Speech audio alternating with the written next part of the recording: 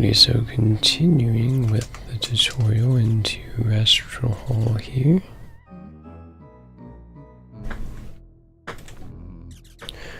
You have to light up candles.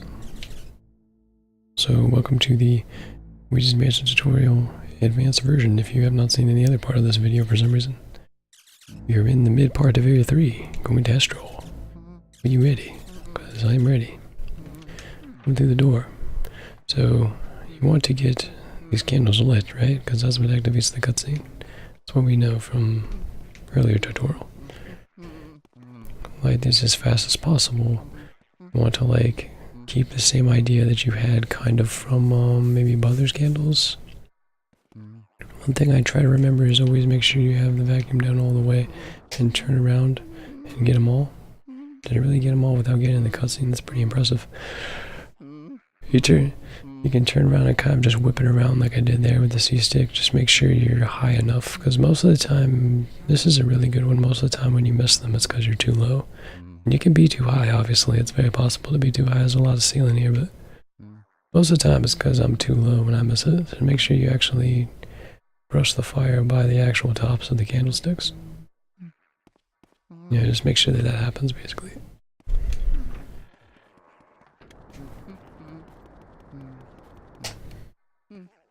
And then you want to push yourself like right in there like I did there.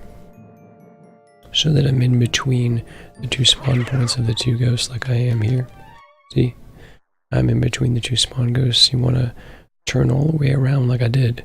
And then like push yourself directly up right afterwards so you end up in between the two ghosts. Otherwise, you'll have to make the other one spawn first and then do another type of manipulation to get there.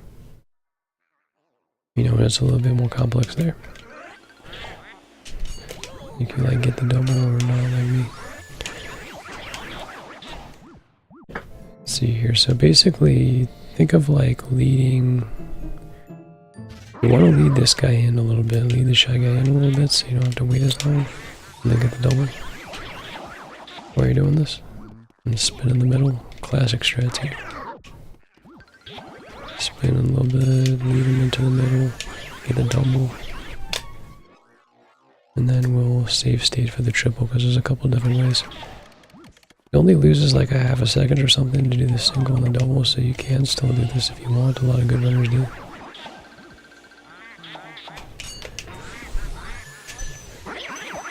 It's your preference if you'd like to do that. Or you can do the triple a couple different ways. You can burn this guy.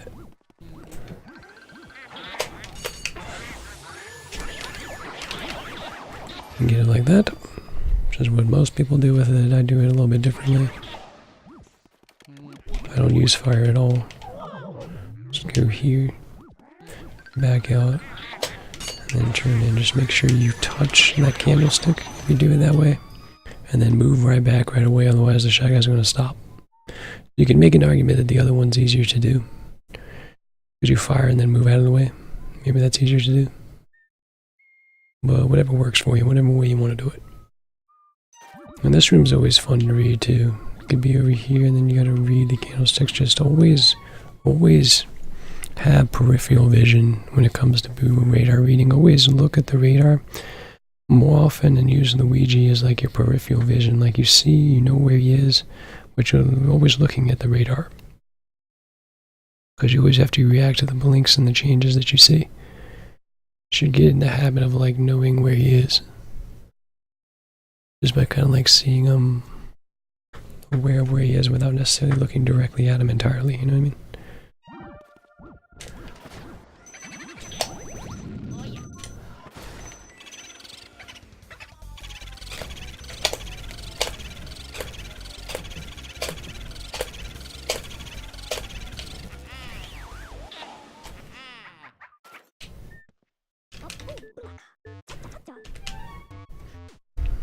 Alright, so get the boo, go to the doors. Anything else I want to say? I don't think so. Sure, you got a flashlight skip here. Get into the cutscene. Sure, you press A right when you get to that. Don't accidentally walk by it and press A, that happens. And you bonk on it and you're like, yeah.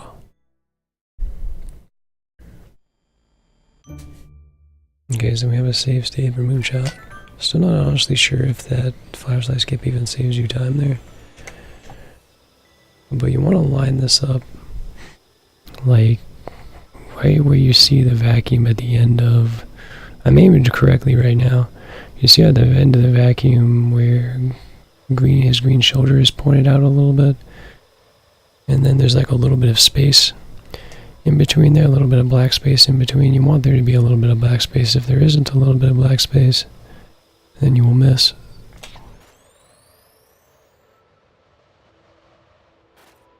If there's any black space at all, you just want a little bit of black space, and then you'll get it. A little bit of space, not too much, but a little bit. So kind of refer to the left side of the moon as opposed to the right with that. And when you get comfortable with it, you can go for the YOLO and try to get it. There, I didn't actually have the space there. There you go, just worked out until I got the space. And you just gotta learn to react to it quickly. It's hard to react to Moonshot quickly, it's so finicky. And there isn't that much room for error on it, so it's better to just lean on one side of it. Kind of work out that way, you know what I mean? There's a couple different ways you can do this as well. I don't actually do what would be considered the faster way. Just walk up here and get this. I've done some timing and haven't found this other way faster for me, but I just don't do it well enough. But it says like a half a second if you come in here and grab it with you.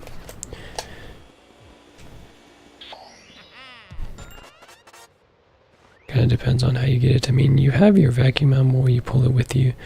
I mean, it saves a little bit maybe, I guess. But you can do it either way you feel. It's like that's a little bit of time. And you can risk like really that going really badly and start going in all kinds of places if you don't time that right. You have to like start pulling back like right here and then come back. You don't want to accidentally get the like star and like off the path that you have over here. It gets stuck in this area in the air that you can't see and it doesn't get through here. You know what I mean?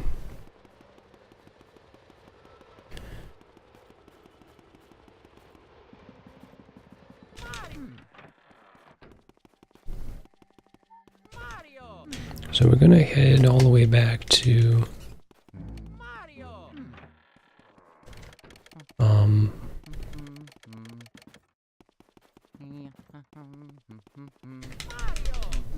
through bank shots from here, which most people would know if they played this game enough to watch this. Assume they would know where to go. Going right to projector room. Alright, so in projector room, you want to go straight down right and vacuum it. Slightly faster to do that. So straight down right and vacuum it and then continue with your ghost. Always remember those animations and all those things that you do. Also the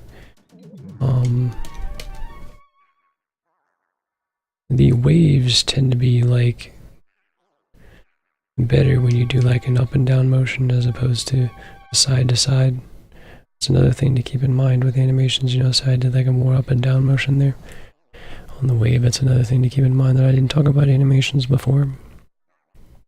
You know, you have to kind of like anticipate and predict and always pay attention to know which one you're going to get and then do what you got to do while you do it, you know.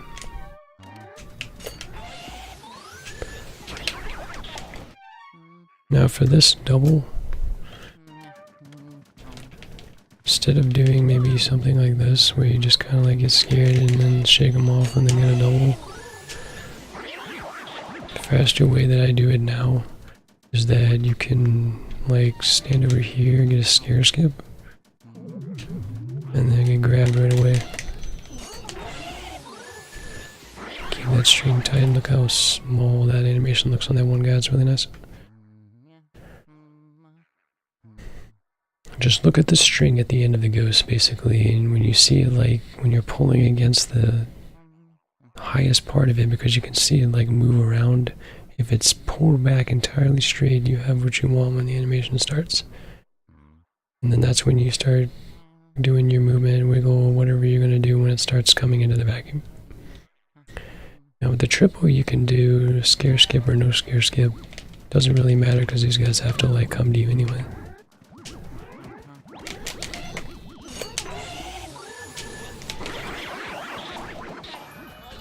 Then I personally go this way. First, myself. Some people like to go to the chest and read the upper left part first. It's your preference, whichever way you want to go. And you have also the preference of save warping here, which is something that I'm pretty sure I'm the only one that does it. It's easier for me to do to save time on the next room. I'll show you both ways to do it though. We'll do the normal way first. Well, the typical way that most people would do anyway. And you see me like trying to drag the glove with me to the door as a time save there as well. Always got to be thinking about that type of thing.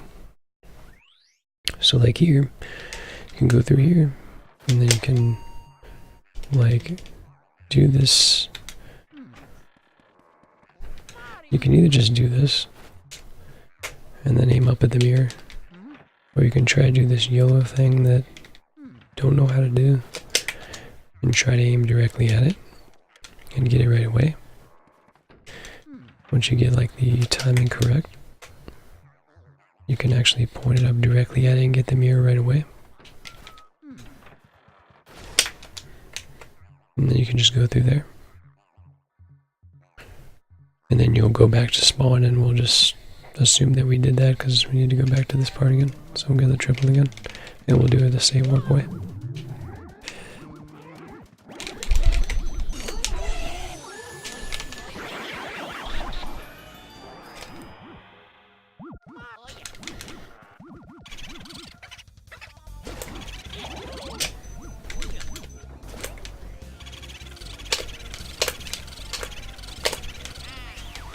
Moving that boo back, a little bit of rotation.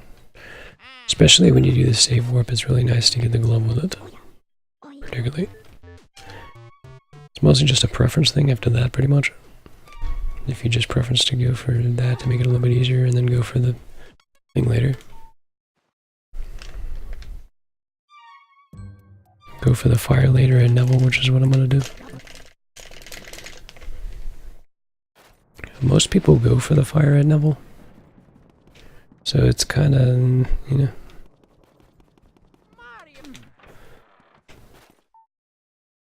So let's see, for that, especially for save warp, you want to get fire. Most people get fire anyway because you're like low on it. And to survive the entire time all the way through Clairvoyant until you get Ice Oven Tea Room again, you tend to run out at some point. So most people tend to go for this. That's why I found save warp helpful. Just kind of forces you to do it, and sometimes saves time doing it. But if you haven't saved warp, you're very welcome to do a vacuum skip coming in here and read this room right away. And you don't even have to go for the bottle. You can stay right here and continue on. Very controlled animation there. You see how I like moved in and then moved back and got it done. So like for the movement process of the fire, you want to kind of get over here and then like move to back, and then try to get the fire activated and get the fire while going back to the door, like so. You want to make sure that you have like a little bit of like, you don't necessarily need hesitation, but it's hard to not do it and get it right exactly to activate these two when you go by. But yeah, if you just kind of like go by and scan it correctly, you can actually get both. It's really hard though, so it's very common for people to like take a couple seconds or a second and do that. Even for top burners to do that, take like a little bit of time to make sure they both get them both spawned, because you don't want to end up having to recheck it later, which happens to a lot of us. You know, just kind of like move your vacuum in between the like move your vacuum's funnel in the way of the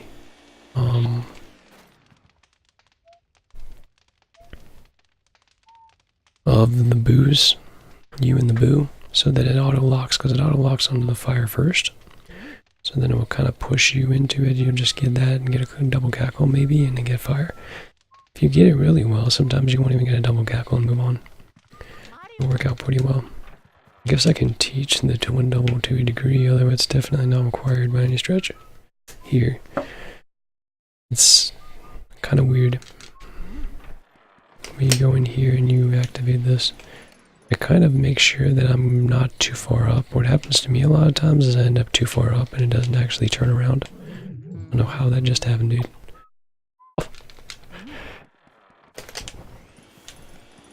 Ends up happening to me is I do this and I'm not far enough down. That's what happens to people.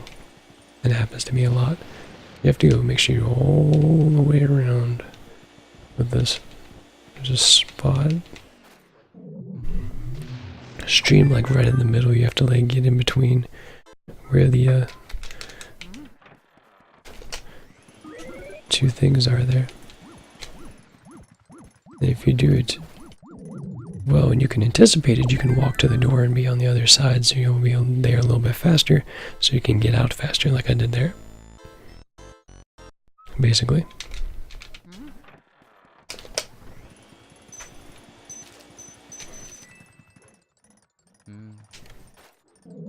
I try to do your best with it so that you don't like leave too early and wait too long, because then it really didn't matter. Oh, it didn't matter too much, so do your best to kind of leave on timing there if you're going to do that. Just choose not to if you don't want to, it's fine. It's not that big of a deal.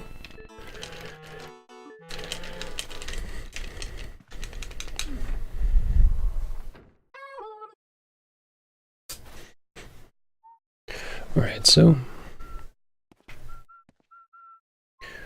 we have, we'll do the singles first. So like when you vacuum, you can read this, right? That's what we learned from before. You can vacuum and you can read these. What you want to do is you want to like think optimally, just like reading anything else. First of all, when you walk in the door, you can always read the first one on the cutscene. You can always just go like this. And what will happen during the cutscene, which I guess I could go back to, is you'll see like, well no, I'm actually doing that wrong, I'm sorry. Go in here, and you'll check to see if there's nothing in there. If there's nothing in there, or there is something in there, you can do this and then read that one by throwing fire at it. You can do the same thing to the one down here too if you prefer to do this one. And then once you do this, you kind of have somewhat of a choice. I prefer to go down here. You can decide to check over here if you want. I prefer to like check, and then check this, and go around. And then if you don't get something in there,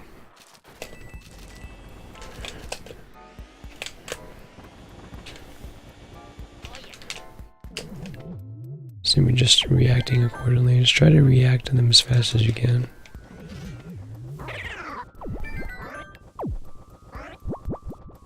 And make sure you don't get hit by the plane, especially when they're this close. Space, but then get yourself on a wall.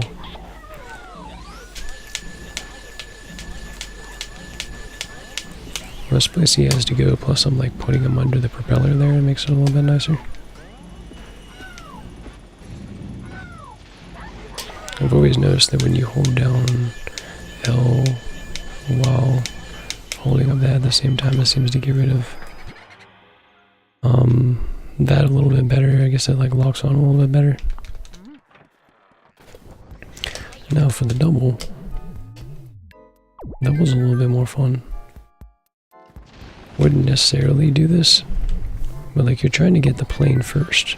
So depending on where the ghost goes, like they go in different places depending on where they are. So it's gonna be hard to have that situation. We could be here all night trying to get them all, so we're not gonna do that. But basically you want to bait the blue guy into going in the opposite direction or in a different direction of where your vacuum flow is going to be for the red one. so that you can pull it off. And then once you've done that and gotten the vacuum off, we have to try to get the other one off without, like, basically accidentally grabbing onto the other one. It's really hard to do.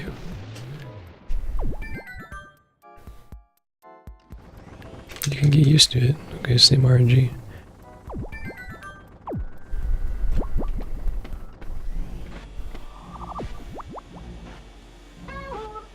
You kind of have to bait him away and then...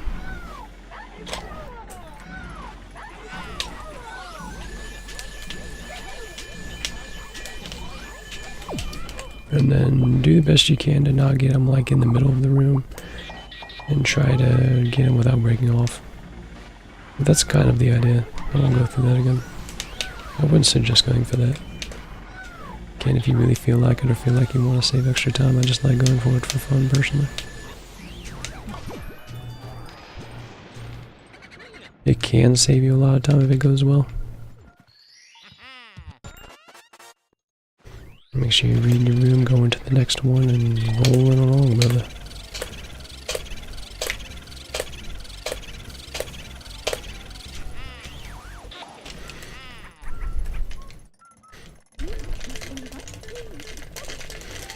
This is when you love the RNG text boxes of this game too, because it starts at Astro Hall. Basically, I'm going to show how to read this room a little bit, I guess. Because you walk into this one, like, it starts at Astro Hall where you start getting RNG texts, which there's nothing you can do about it, just mash through them.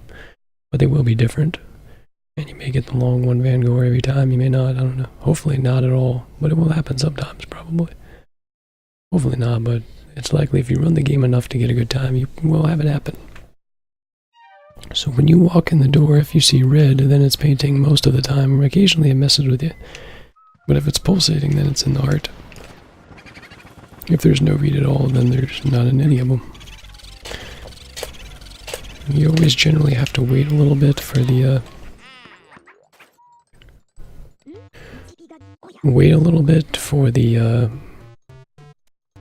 table because there's a couple spawns in it. Sometimes I'll like move at the same time while going over here trying to get something going on. You can try something like that. Or just hesitate a little bit, whatever you feel comfortable with there is fine. Now with this room we have the tech skip.